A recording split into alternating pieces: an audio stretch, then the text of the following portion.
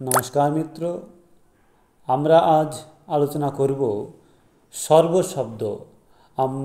আমি পূর্বেই বলেছি সর্ব শব্দের তিন লিঙ্গে রূপান্তর হয়, তিন লিঙ্গেই এর রূপ দেখা যায়। পূর্বে দুটি লিঙ্গ আলোচনা করেছি, এখন আলোচনা করব নপুংসক লিঙ্গ।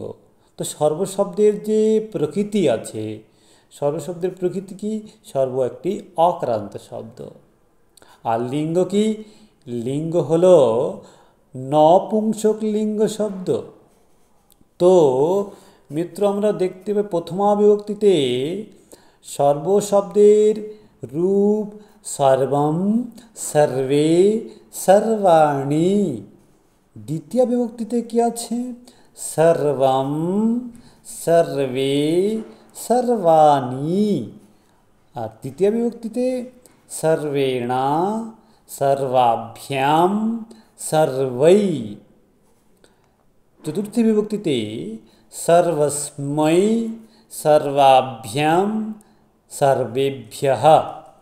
পঞ্চমী বিভক্তিতে সর্বস্মাৎ, সর্বাভ্যাম, সর্বেভ্যঃ। ষষ্ঠী বিভক্তিতে সর্বস্য, সর্বয়োঃ, সর্বেষাং। সপ্তমী বিভক্তিতে সর্বস্মিन्, সর্বয়োঃ, সর্বেষু। সম্বোধনে হে সর্ব, হে সর্বৌ, হে সর্বে। ইতি সাম।